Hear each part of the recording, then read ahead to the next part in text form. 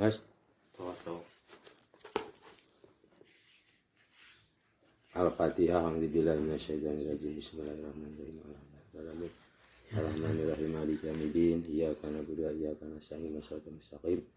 Shiratal ladzina an'amta 'alaihim ghairil maghdubi 'alaihim waladdallin.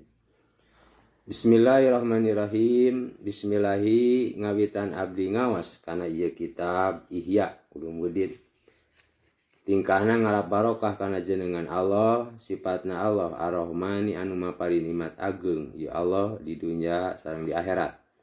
Sifatna Allah Ar-Rahimi anu mapari nikmat lembut ya Allah di akhirat wungkul.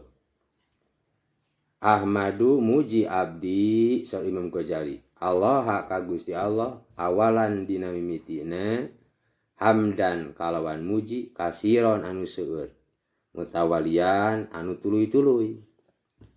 Wa in kana jeung sanajan aya ieu hamdan iku yatado alu masih kurang ieu hamdan duna haqqi jalalihi dina sahanapeun hak keagungan Allah. Ari hak keagungan Allah mah maka udag muji ka Allah teh. Sabelum urang muji nikmat dibere nikmat ninggal ngadenge ge geus pujieunkeun dibere ngadangu oge. Dibere boga rasa geus pujieun hungkul geus syukureun hungkul. Jadi hak puji ka Allah teh moal ka udag sabenerna. An minimal atuh diucapkeun ku urang teh kasiron mutawalian. Hamdal hamidin seperti mujina pirang-pirang nu malaruji. Wa usolli jeung maca shalawat abdi wa usallimu sareng maca salam abdi ala rusulihi ka pirang-pirang utusan Allah sanian dinu kaduana. Jadi dinu kahiji muji ka Allah, Imam Ghazali nu kaduana maca shalawat jeung salam ka Kangjeng Rasulullah sallallahu alaihi wasallam. Salatan kalawan maca shalawat tastagriku anu meakeun ieu shalawat ma'a sayyidil basari sarta junjunan manusia sairol mursalin meakeun ka mana ka sasesana pirang-pirang diutus sadayana. Jadi masa salat ka Kanjeng Rasul jeung ka sadayana pirang-pirang rasul. Wa astakhiruhu jeung istikharah abdi sok Imam Ghazali ka Allah taala salisan dinu katiluna. Pima dina perkara in ba'asa anu geus kajurung anu geus ngajurung lahu kana ieu ma naon azmi pasijaan kami mintah riri kitabin tina naklib ieu kitab tina naklib ieu kitab tina netepkeun ieu kitab tina ngarang ieu kitab fi Ihya Ulumuddin dina ngahirupkeun pirang-pirang ilmu agama. Jadi Imam Ghazali dina naklib ya kitab Ulumuddin teh hasil istikharah Allah Subhanahu wa taala.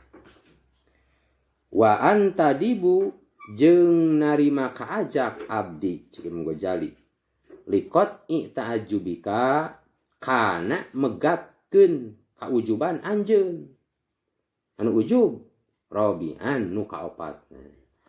Anu kaopatna anu jadi narik ka Imam Ghazali kana ieu narik kitab Ulumuddin teh keur megatkeun kaujuban zaman ujub kaopatna. Ayu hal adilu hei eling-eling jalma anu sok ngiritik al mutagoli anu sok ngaliwati batas dina ngiritikna fil adli dina ngiritikna min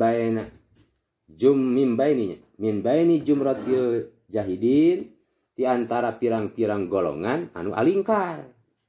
Maksudna anu ingkar kana ilmu anu bari ditutur dina ieu kitab eta ilmu tasawuf.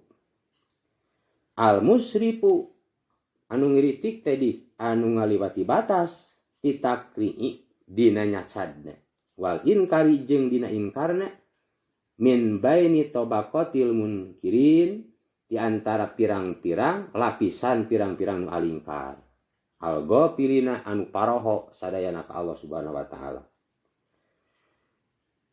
Saur Imam Ghazali, palakod hala mangkaya kita teman-teman geus udar an lisani tina lisan kami naon uqdatu sumti jempe anu disarupakeun kana tali. wa tawaqani jeung geus nguatkeun ka abdi cik Imam Ghazali naon ahdatul kalami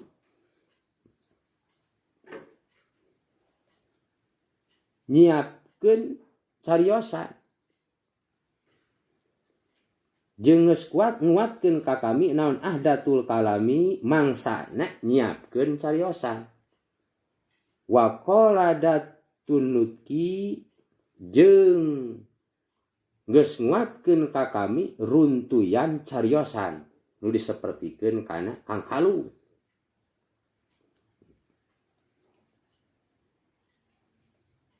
kana naon nyiapkeun cariosan jeung runtuyan cariosan kami anu nguatkeun ka kami teh kana naon deuk nyarioskeun kana naon ma kana perkara anta ari anjeun iku musabirun anu netepi alaikana ma minal ama nyatana tina kalolongan anjaliatil haqi tina bisa ningali kana jelasna kabeneran ma'alu jaji jalmi anu ngritik anu inkar anu ngalibat beti batas ina nyatsadna kana ieu ilmu tajalmi eta teh ma'alu jaji sarta keras kepala pinusratil batili dina nulungan nu batal watas sinil jahli jeung dina ngaluskeun kabodohan watas gipi jeung ngaluskeun anu nyarimpang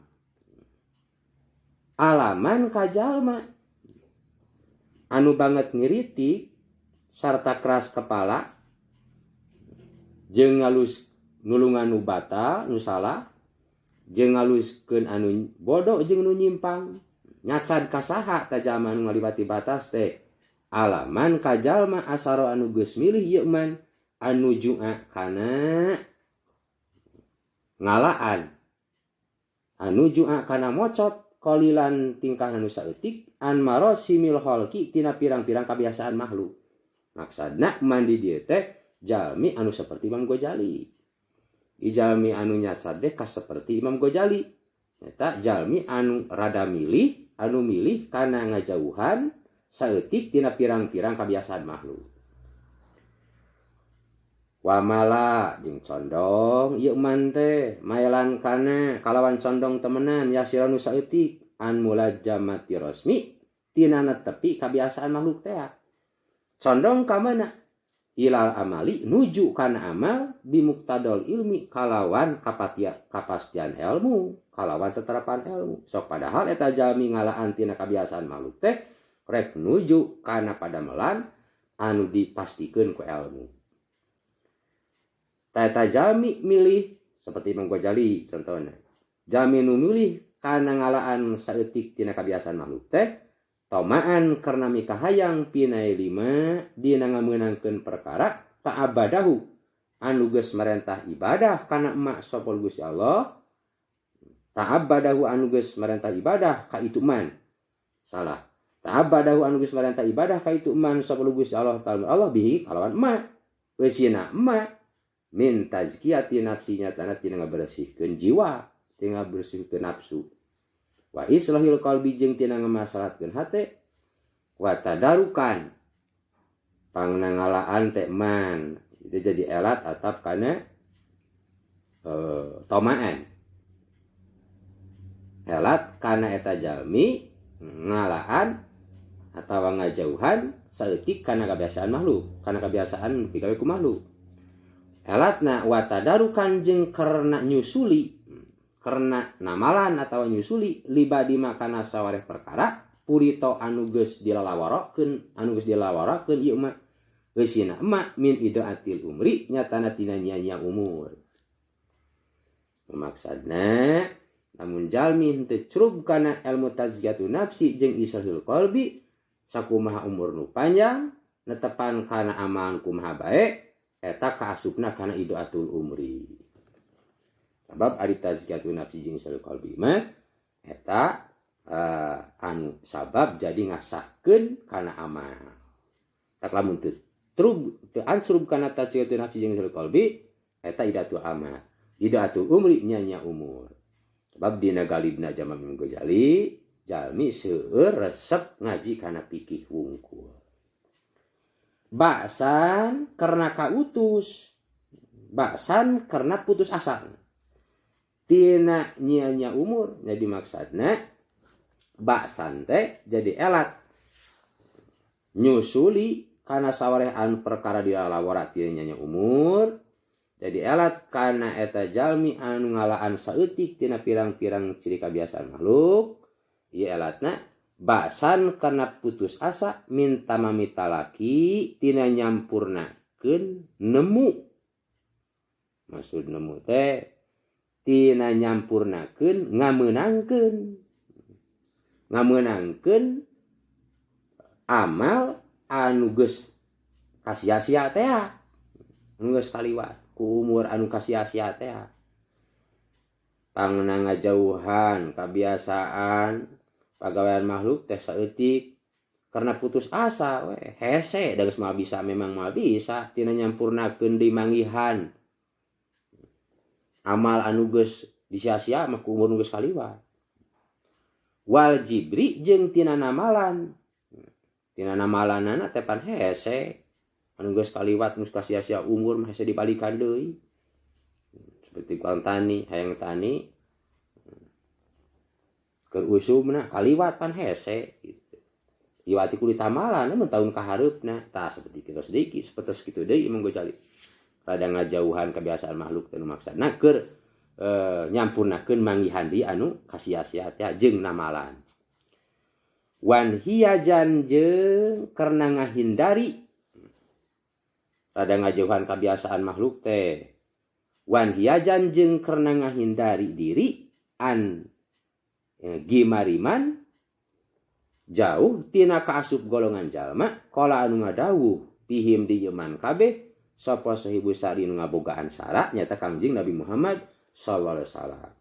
Anu maksudna hiyajan teh jadi elat kajalmi anu rada ngajauhan saeutik tina kabiasaan makhluk. Elatna supaya ulah kaasup ka golongan jalma anu Rasul ngadawuh ka eta golongan jalma kieu ceuk dawuhan Rasul. Asadun nasi adaban yaumal qiyamah alimun lam yanfahullahu subhanahu bi ilmihi. Asadun nasi ari pangbanget-banget manusia apane adaban siksaanana yaumal qiyamati na poe kiamah iku alimun zaman berilmu lam yanfahu anu teu ngamangpaatkeun kana ieu kasih alim sapa Gusti Allah subhanahu wa ta'ala bi ilmihi ku ilmu itu alim. Al-Fatihah. Bismillahirrahmanirrahim. Alhamdulillahirabbil alamin arrahmanirrahim maliki yaumiddin. Iyyaka na'budu wa iyyaka nasta'in shiratal mustaqim shiratal ladzina an'amta 'alaihim ghairil maghdubi 'alaihim waladdallin.